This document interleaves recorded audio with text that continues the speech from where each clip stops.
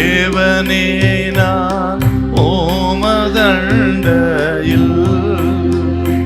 இன்னும் நெருங்கி சேர்வதே என் ஆவல் பூமியில்.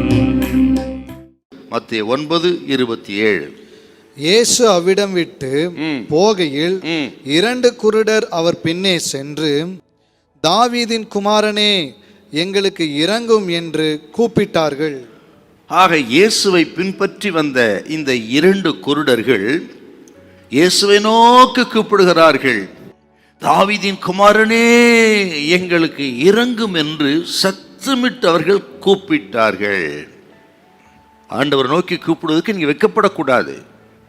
உங்கள் பாரங்களை இயேசுவிடத்தில் சொல்லுவதற்கு, கூப்பிடுவதற்கு நீங்க வெட்கப்படக்கூடாது. அந்த குருடனை பாருங்க, திரளான கூட்டம். ஆனால் அவைகள் மத்தியில வெட்கப்படலை. ஏன் வெட்கப்படலை? எங்களுக்கு பார்வை வேணும், அவ்வளவுதான். இப்போ ஆண்டவரிடத்திலிருந்து நீங்கள் ஒரு அற்புதத்தை எதிர்பார்க்கணும்னா, ஆக சத்தமிட்டு கூப்பிடணும், ஜெபிக்கணும், உபவாசம் பண்ணணும், வெட்கப்படவே கூடாது. இவங்க எப்படி கூப்பிட்டாங்கன்னா, தாவீதின் குமாரனே அப்படின்னா சரியானபடி கூப்பிட்டாங்கன்னு அர்த்தங்க. இயேசுவை இவர்கள் யார் என்று சரியாய் அறிந்திருந்தார்கள். இந்த தாவீதின் குமாரன் என்கிற வார்த்தை இருக்கு பாருங்க, மேசியாவை குறிக்கிற ஒரு வார்த்தை இது. அதை சரியாய் அறிந்திருந்து தான் அவர் கூப்பிட்டார்கள். அதனால தான் சரியானபடி கூப்பிட்டான்னு சொன்னேன். மேசியா தாவீதின் சந்ததியில் தான் வருவார் என்று யூதர்கள் அதிகமாய் நம்பினார்கள். ஆக மேசியா வந்து தங்களை விடுதலையாக்குவார் அப்படின்னு நம்பினார்கள்.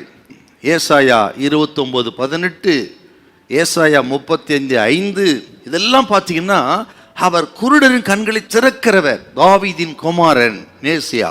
அதை சரியாய் அறிந்திருந்தார்கள். ஆகவே இவங்க விசுவாசிக்கிறாங்க, இவர் தான் மேசியா, தாவீதின் குமாரன். அப்படியானால் எங்கள் கண்களை திறக்க இவர் வல்லவராய் இருக்கிறார், இவரால் எங்கள் கண்களை திறக்க முடியும் அப்படின்னு நம்பித்தான் இவர்கள் கூப்பிடுகிறார்கள், தாவீதின் குமாரனே, எங்களுக்கு இரங்கும். இந்த நேரத்தில் கத்திரி பிள்ளைகளே, நாம் கிறிஸ்துவர்களாக இருக்கிறோம். ஆனால் எத்தனை பேர் ஆண்டவரை சரியாய் அறிந்திருந்து சரியானபடி கூப்பிடுகிறோம்? பொதுவாக ஜெபிக்க கூடாது. ஜெபிக்கும் பொழுது அவருடைய வல்லமையை அறிந்து, அவர் யார் என்பதை அறிந்து, குறிப்பாக வசனங்களை சொல்லி நீங்க அவரை நோக்கி கூப்பிட்டார், கர்த்தர் சொல்கிறார், இதோ நான் இருக்கிறேன் என்று பதில் கொடுப்பார். கைவிடப்பட்ட சூழ்நிலையிலே உங்களுக்கு உதவுகிறவர், எல்லாராலும் தள்ளப்பட்ட உங்களை தாங்குகிறவர் இயேசு.